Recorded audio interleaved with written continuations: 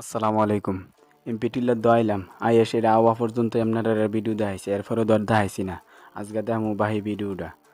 N আইএসের আমরা 3 বন্ধু নেমে গেছি গাঙ্গের মধ্যে গোসল করার লাগে। সর্বপ্রথমেই আমরা নাস্তা করার ভিডিও আগে দেখাই দিছি। নাস্তা করে আমরা গোসলের মধ্যে নামলাম। এন হালকা করে গোসল কইরা তা হালকা করে না 2-3 ঘন্টার মতন গোসল করছি, ডুবাইছি। আজকে বাইতে নিয়ত করে আইছি 2-3 ঘন্টার কমে গাঙ্গের থেকে উঠতাম না, কারণ যেই গরম পড়ছে উঠলে হুদা শরীর থেকে গাম বারো। আর আওয়ার পথে বাজার থেকে 3 বন্ধু 10টা করে 3টা সাবানে লয়ে আইলাম এবং একটা জালিও লয়ে আইলাম। আর আমরা কইয়ে আইছি যে দেখলাম কার আগে কারা সাবানটা শেষ করতে পারে মোরাইয়া। যাই হোক, আমার বন্ধু ইয়াসিন, হ্যাঁ, সবার আগে সাবান খুললা মোরান শুরু করছে। হ্যাঁ, সাবান আগে শেষ করার লাগা। আর এন্দা আশরাফুল মিয়া নদীর মধ্যে ফুটতে গেছে গা। বাইরে ভাই কি আর কইতাম। অবশেষে আমরা গোসল সাইরা একটু ফুটটা কয়েকটা ছবি টবি তুললাম। এরপরে আপনারা একটু নদীটা দেখাই দিলাম। এইটা হইলো আমরা মেঘনা নদী। এইটাই তো হচ্ছে গিয়ে মেঘনা নদী।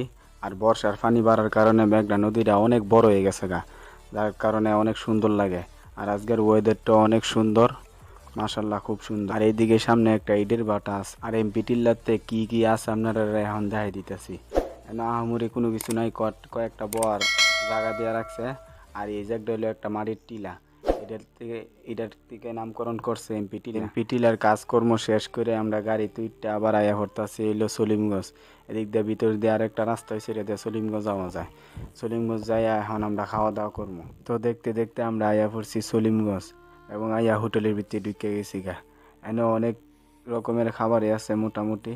এখন আমরা এত কিছু খাইতাম না, আমরা হালকা কইরা বত্তা লইয়া মাছ টাছ দিয়া খাইয়া উঠতে যাবো, কারণ আমরা আগেই খাইয়া অলরেডি পেট ভরা রাখছি। এখন হালকা কইরা খাওয়া দাওয়া কইরা তারপরে বাড়িতে চলে যাবো। খাওয়ানটা মোটামুটি ভালোই ছিল। আর বত্তাটা আসলে হইলো বাগুন আর পুঁটি মাছ দিয়া।